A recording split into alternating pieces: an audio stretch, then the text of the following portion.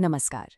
आइए शुरू करते हैं एक सफ़र, एक ऐसी यात्रा जो हमें ले जाएगी कंप्यूटर और नेटवर्क की विशाल और मैं कहूँगी जादुई दुनिया में।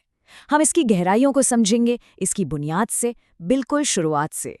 आप अपने चारों तरफ देखिए, हम सब एक जाल से, एक बंधन से जुड़े हुए हैं। और आज के युग में शायद सबसे मजबूत बंधन है कंप्यूटर नेटवर्क का। इसका मतलब क्या है?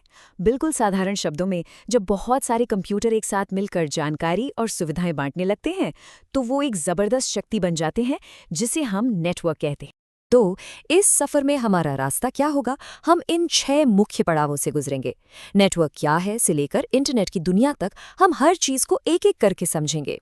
तो चलिए सबसे पहले और सबसे जरूरी सवाल से शुरुआत करते हैं। आखिर ये नेटवर्क है क्या चीज? इसे ऐसे समझिए, जैसे इंसानों का एक परिवार होता है, वैसे ही कंप्यूटर नेटवर्क कंप्यूटर्स का एक परिवार है। एक ऐसा समूह जिसमें कंप्यूटर्स और दूसरे डिवाइसेस एक साथ जुड़ जाते हैं। और जुड़ते क्यों हैं? ताकि वो आपस में चीज़ें बांट सकें, जैसे फाइल्स या फिर एक ही प्रिंटर का इस्तेमाल सब मिलकर कर सकें। तो इससे फ़ायदा क्या होता है? बहुत फ़ायदे हैं। आप आसानी से फाइल्स एक दूसरे को भेज सकते हैं। सोचिए, एक ऑफिस में 10 कंप्यूटर हैं, पर प्रिंटर एक ही है। नेटवर्क की वजह से सभी उस एक प्रिंटर का इस्तेमाल कर पाते हैं। खर्चा बच गया है ना? जानकारी भी पल भर में यहाँ से वहाँ पहुँच जाती है। और तो और, सब कुछ एक सेंट्रल जगह पर सेव करने से डेटा महफूज रहता है, यानी सिक्योरिटी भी बेहतर हो जाती है। देखिए, एक कंप्यूटर अपने आप में एक कमाल की मशीन है, एक बहुमुखी कलाकार। लेकिन जब वही कंप्यूटर एक नेटवर्क का हिस्सा बनता है, तो उसकी ताकत कई गुना बढ़ जाती है।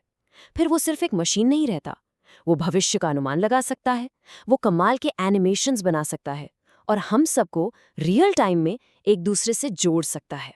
चलिए अब बात करते हैं नेटवर्क के उन ज़रूरी हिस्सों की, वो बिल्डिंग ब्लॉक्स जिनके बिना नेटवर्क अधूरा है।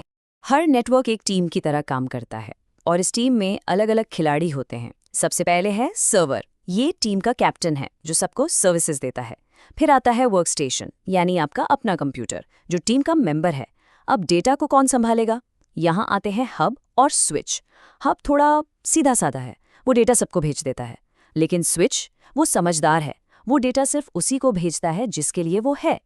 ब्रिज का काम है दो एक जैसी टीम्स यानी दो लैंड्स को जोड़ना। और राउटर तो कोच है जो अलग अलग तरह के नेटवर्क्स को आपस में बात करना सिखाता है। ये सवाल अक्सर पूछा जाता है कि राउटर को गेटवे क्यों कहते हैं? तो इसे ऐसे समझिए, जैसे आप एक देश से दूसरे देश जाते हैं तो आपको एक गेटवे, एक बॉर्डर से गुजरना पड़ता है।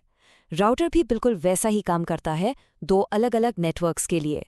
वो उनके बीच का प्रवेश द्वार है जो डेटा को एक नेटवर्क से दूसरे नेटवर्क में जाने की इजाज़त देता है। अब ये जो डेटा है, ये एक जगह से दूसरी जगह जाता कैसे है? इसके 2 रास्ते हैं। एक है गाइडेड मीडिया, यानी तारों का रास्ता। जैसे सड़क पर गाड़ी चलती है, वैसे ही डेटा ईथरनेट केबल या ऑप्टिकल फाइबर केबल के अंदर से गुजरता है।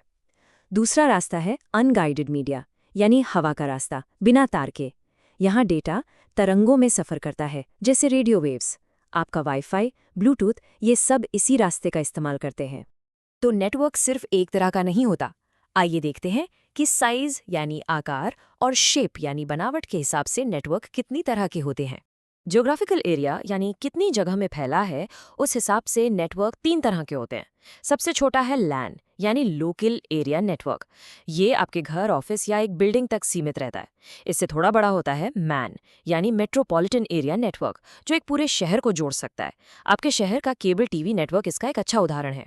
और सबसे बड़ा है वैन या वाइड एरिया नेटवर्क। ये देशों और महाद्वीपों को जोड़ता है। और इसका सबसे बड़ा, सबसे बेहतरीन उदाहरण वो है इंटरनेट। इसके अलावा 2 और खास नेटवर्क्स हैं जिनसे आपका रोज का वास्ता पड़ता है। एक है पैन यानी पर्सनल एरिया नेटवर्क। ये आपका अपना निजी नेटवर्क है। जब आप अपने फ़ोन को ब्लूटूथ ईयरफोन से कनेक्ट करते हैं तो आप एक पैन बना रहे होते हैं। दूसरा है कैन या कंट्रोलर एरिया नेटवर्क। ये आपको गाड़ियों के अंदर मिलता है, जहां इंजन से लेकर एसी और लाइट्स तक सब आपस में बात करते हैं। टॉपोलॉजी, ये शब्द शायद नया लगे, लेकिन इसका मतलब बहुत सरल है। इसका मतलब है नेटवर्क का डिज़ाइन या मैप, यानी कंप्यूटर आपस में किस तरह से, किस शेप में जुड़े हैं। और इसके कई डिज़ाइंस हो सकते हैं। तो ये डिज़ाइंस कैसे होते हैं? देखिए, जैसे बस टोपोलॉजी में सारे कंप्यूटर एक ही मेन रोड या एक केबल से जुड़ जाते हैं, लेकिन अगर इस मेन रोड में कोई गड़बड़ हो गई तो सारा ट्रैफिक रुक जाता है। फिर है स्टार टोपोलॉजी, इसमें सब एक सेंट्रल चौक या हब से जुड़ते हैं, ये ज़्यादा भरोसेमंद है। इसी तरह रिंग टोपोलॉजी में डेटा एक अंगूठी की तरह चक्कर काटता है, और मैश टोपोलॉजी सबसे मजबूत मानी जाती है क्योंकि उसमें हर कंप्यूटर बाकी सभी से जुड़ा होता है, बिल्कुल एक जाल की तरह।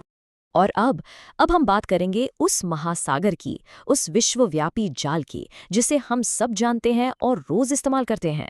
जी हाँ, अब हम बात करेंगे इंटरनेट की। तो आखिर ये इंटरनेट है क्या? ये असल में एक बहुत बहुत बड़ा वाइड एरिया नेटवर्क है। इतना बड़ा कि इसे नेटवर्क्स का नेटवर्क कहा जाता है, क्योंकि ये दुनिया भर के लाखों करोड़ों छोटे बड़े नेटवर्क्स को आपस में जोड़कर एक महानेटवर्क बनाता है। तो चलिए, इंटरनेट की इस दुनिया को और बेहतर तरीके से समझने के लिए इसकी अपनी जबान के कुछ ज़रूरी शब्दों को सीखते हैं। आप जब भी इंटरनेट पर कुछ पढ़ते हैं, आपको नीले रंग के शब्द दिखते हैं जिन पर क्लिक कर सकते हैं, है ना? उस टेक्स्ट को कहते हैं हाइपरटेक्स्ट। जब आप क्लिक करते हैं तो वो एक हाइपरलिंक बन जाता है जो आपको एक नए पन्ने पर ले जाता है। इंटरनेट पर ये जो हर पन्ना है उसे कहते हैं वेब पेज, और इन्हीं वेब पेजेस के कलेक्शन को कहते हैं वेबसाइट। वेबसाइट को देखने के लिए आप जिस सॉफ्टवेयर का इस्तेमाल करते हैं, जैसे गूगल क्रोम या फायरफॉक्स, वो है वेब ब्राउज़र। और ये सब पन्ने जिस खास भाषा में लिखे जाते हैं वो है HTML। जैसे आपके घर का एक एड्रेस होता है, वैसे ही इंटरनेट पर हर वेबसाइट का एक एड्रेस होता है। इसे कहते हैं URL। इस एड्रेस के अलग अलग हिस्से होते हैं जो ब्राउज़र को बताते हैं कि कहाँ जाना है। अब आप तो google.com टाइप करते हैं, लेकिन कंप्यूटर इस नाम को नहीं समझता, वो नंबर्स को समझता है। तो यहाँ काम आता है डोमेन नेम सिस्टम, यानी DNS। DNS आपके दिए हुए नाम को कंप्यूटर की भाषा यानी IP एड्रेस में बदल देता है। इस कहानी में कुछ और किरदार भी हैं।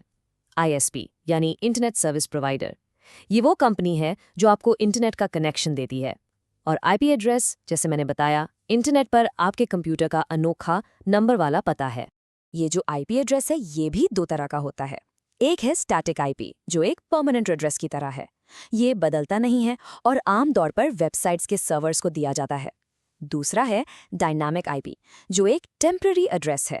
जब भी आप इंटरनेट से जुड़ते हैं, आपका सर्विस प्रोवाइडर आपको एक नया टेम्पररी एड्रेस दे देता है। चलिए, अब हम अपने इस अध्याय के आखिरी पड़ाव पर आ गए हैं। यहाँ हम इंट्रानेट को समझेंगे और अब तक जो भी सीखा है उस पर एक नज़र डालेंगे। तो इंटरनेट क्या है? आपने इंटरनेट के बारे में सुना? इंटरनेट उसी का एक छोटा प्राइवेट रूप है। ये किसी एक कंपनी या ऑर्गेनाइजेशन का अपना निजी नेटवर्क होता है जो बाहर की दुनिया के लिए बंद होता है। तो कुल मिलाकर हमने क्या सीखा? हमने जाना कि नेटवर्क कंप्यूटर्स को जोड़ता है ताकि वो रिसोर्सेज शेयर कर सकें। हमने देखा कि नेटवर्क छोटे यानी लैन और बड़े यानी वैन हो सकते हैं। उनके जुड़ने के ढंग अलग अलग हो सकते हैं, और इन सबका बादशाह है इंटरनेट, यानी नेटवर्क्स का नेटवर्क, जिसकी अपनी एक अलग ज़बान है। ये बुनियादी समझ आज की इस डिजिटल दुनिया में आपके लिए बहुत ज़रूरी है।